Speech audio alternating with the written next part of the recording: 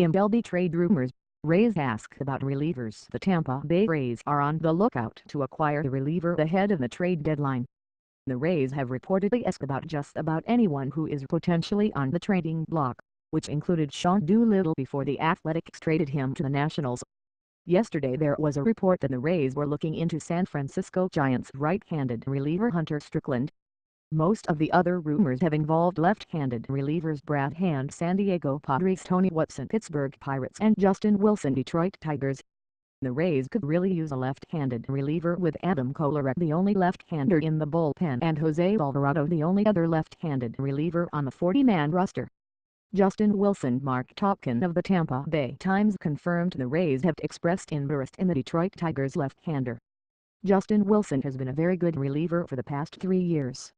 This season he has posted a 2.29 ERA and 2.89 FIP. His strikeout rate has surged to 36.5% this year. His walk rate is also up but sits at a manageable 9.5%. He has been more effective this year versus right-handed bats, allowing the .126/.216/.289 and .223 WAR in 97 plate appearances. His .235/.297/.382 line and .295 WAR against left-handed batters is very effective. Over the past 3 seasons he has put up a 3.31 ERA and 2.92 FIP. Overall he has allowed a .223/.289/.342 and .277 WAR. He has shown reverse splits over this period as well. Wilson probably isn't the best fit for the Rays, but would definitely fit in with Alex Colom, Brad Boxberger, and Tommy Hunter to pitch in high-leverage moments. He is making $2.7 million in 2017 and has one more trip through arbitration remaining until he reaches free agency. Brad Hand. Bob Nightingale of USA Today posted the Rays as a match for the San Diego Padres left-handed reliever Brad Hand. He suggested a ridiculous Jesus Sanchez and Lucius Fox package to land Hand. Hand spent parts of the 2011-15 seasons with the Miami Marlins, mostly in the rotation. A middling strikeout rate paired with a high walk rate, however, weren't promising. The last year and a half he has been working as a reliever with the Padres. Overall the results have been great. In 128.0 innings he has posted a 2.67 ERA and 2.80 FIP. Hand's been absolutely dominant against left-handed bats, allowing the .138/.243/.247 line and .223 WAR. Against right-handed bats he has allowed a .220/.281/.342 line and .271 WAR. Hand fits the mold of a left-hander that is brought in to destroy left-handed bats, but you don't feel bad when he's forced to face right-handed bats. He fits what the Rays bullpen could really use.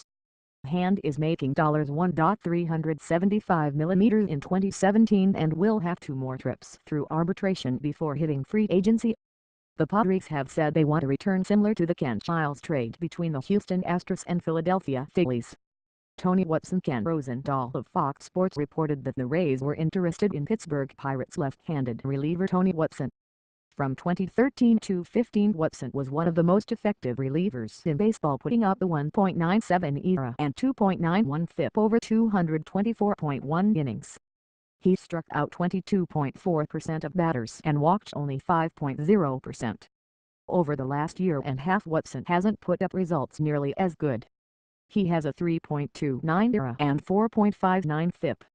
His strikeout rate is down to 19.0% and walks are up to 6.8%. He is still limited damage from left-handed bats by allowing the .254/.301/.336 line and .282 WAR. Right-handers have hit him much harder. Watson fits as a guy you want to mostly be facing left-handed bats. The Rays haven't had anybody that can fill that role since losing Xavier Cedeno to injury early in the season. Watson is making $5.6 million in 2017 and will be a free agent at the end of the season.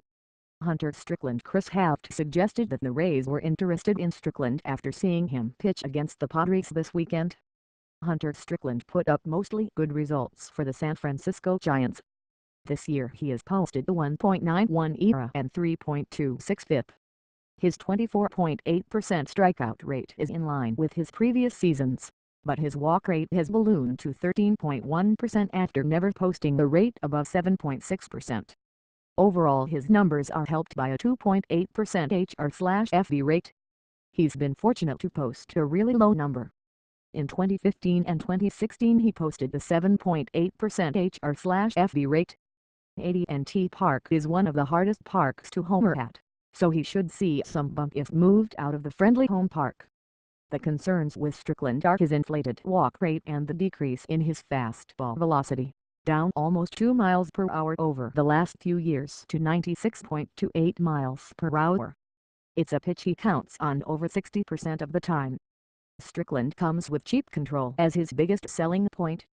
He is making the league minimum and will be arbitration eligible for the first of 4 trips this fall. Pat Neshek. Mark Feinsand of MLB.com mentioned Neshek as part of the Rays' overall search for relief help. The 37-year-old is putting together a very good season for Phillies, possibly the best of his career.